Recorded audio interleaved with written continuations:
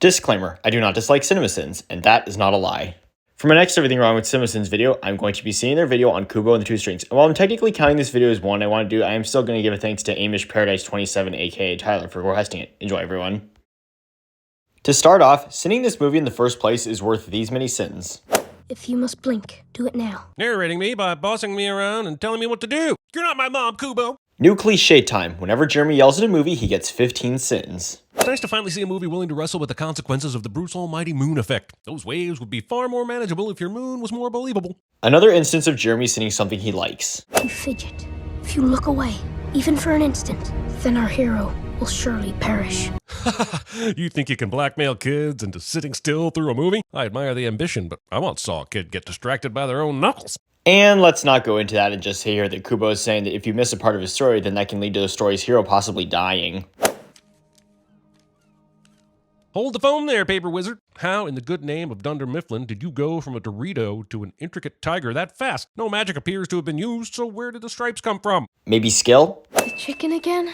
The chicken is funny. The Moana's writer's room. Jeremy says something random cliche. Kubo is controlling magic paper puppets with a guitar, and this crowd is just chill spectating like it's funsy sketch time at the Ren Fair. I get that this isn't the first time, but it's still magic guitar-controlled paper puppets! Okay, I've got two sins for you here. The first is that the crowd may be chill spectating, but they are still amazed by how Kubo is telling a story about Hanzo. The second is that Kubo is actually playing a shamisen, not a guitar. This armor was made up of 3 pieces. The first. Oh, I know. That asshole in the theater who keeps trying to guess the twist.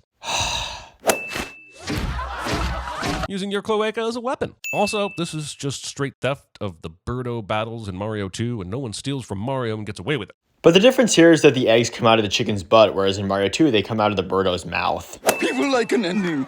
Oh, where are you going? No, you can't. You can't leave.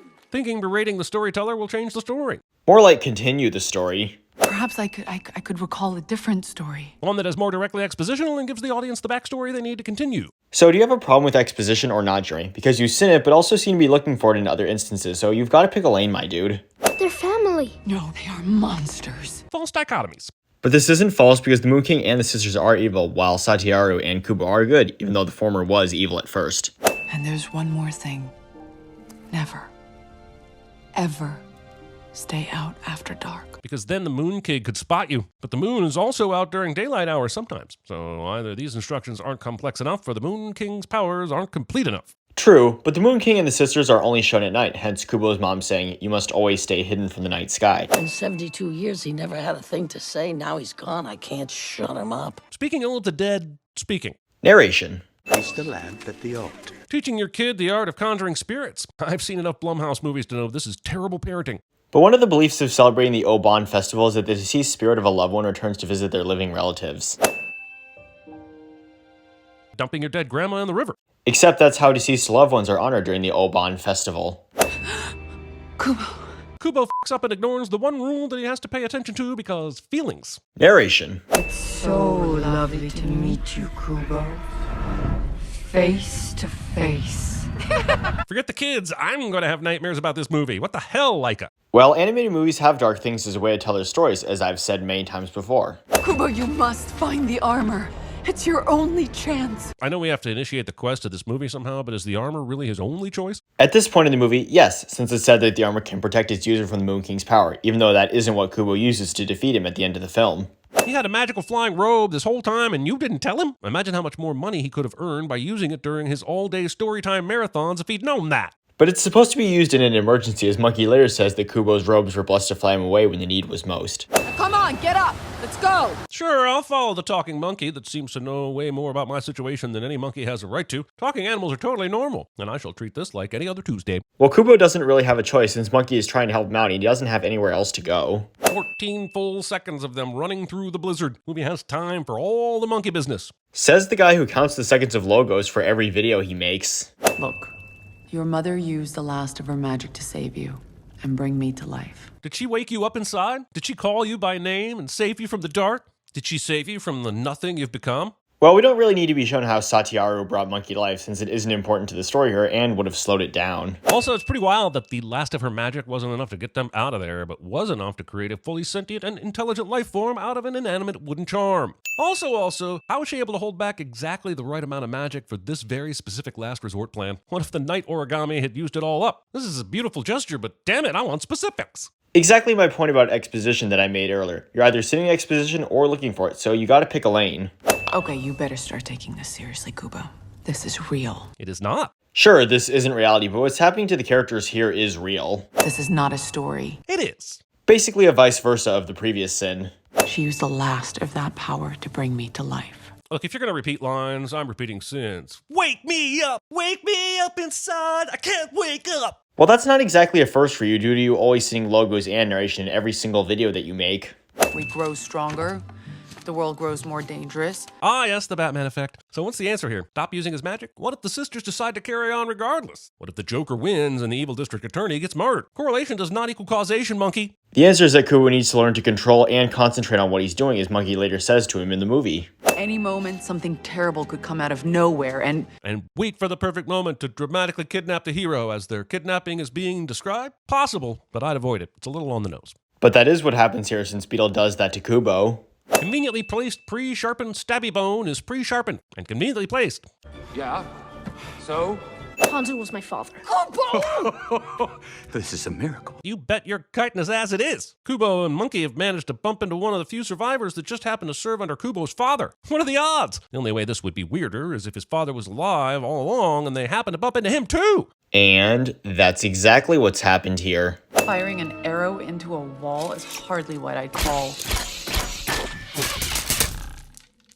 impressive. You mean wasteful, right? That's 4 arrows you just destroyed, and I'm pretty sure there isn't a Bass Pro around for several miles. True, but Beetle is shown later on to have many arrows with him, which I assume are coming from Hammer Space.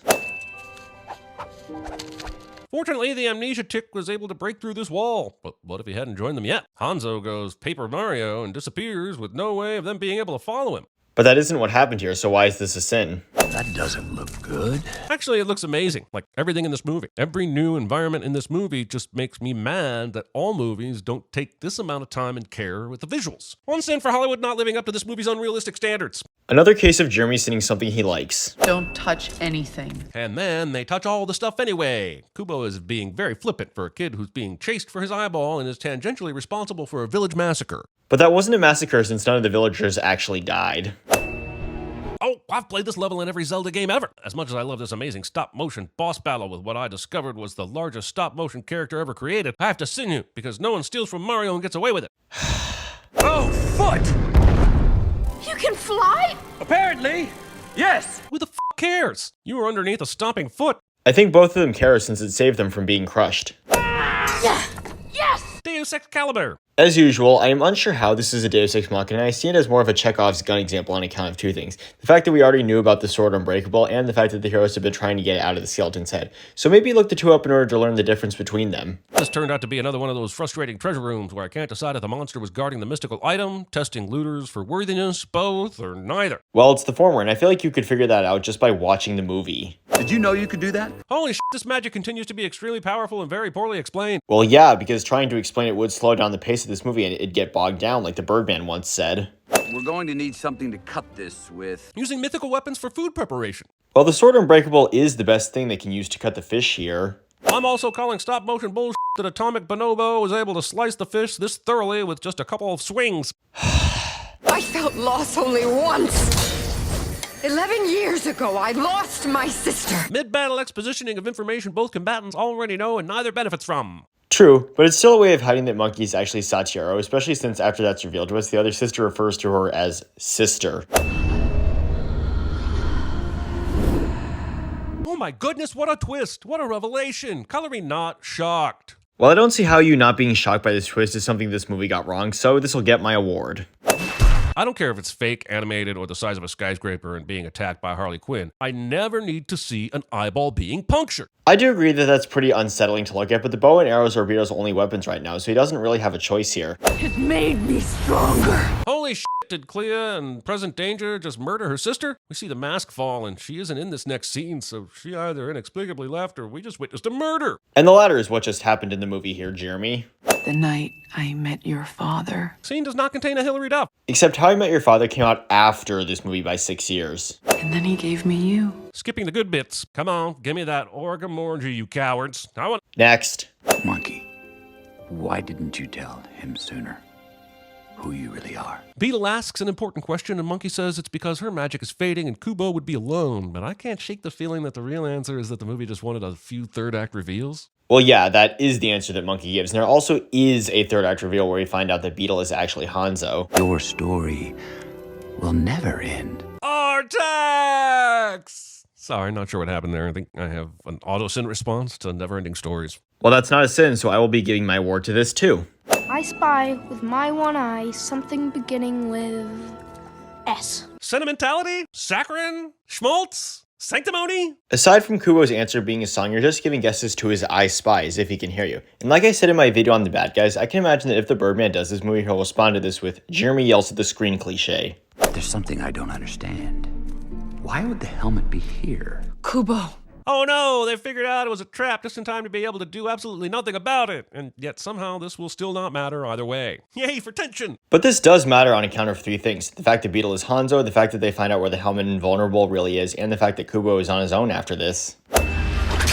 Hanzo has been standing here the whole time and is just now acting? While she was jumping from one fight to the next! What was he doing? Well, when we last saw Beetle, he was knocked into the wall, so it likely took him some time to get up before doing what he just did here. You are my quest. You always have been. Not your well-being is my quest. Not your happiness is my quest. No, you, the object, are my quest. Well, yeah, since earlier in the movie, Monkey said that Hanzo said 4 words to her, the ones Beetle just said. Also, Legolas, then helpful here, suddenly remembers he loves Kubo's mom because he's got the type of amnesia that magically reverses itself once you're told your own name. Sure, Beetle was just informed of his true identity, but I don't think that that automatically reversed his amnesia.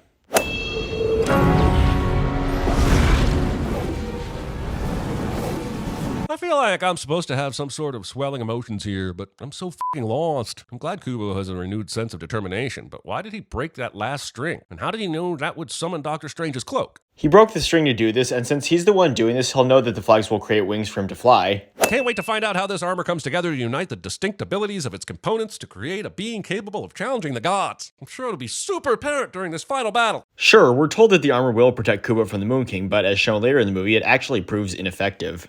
You want to take my other eye.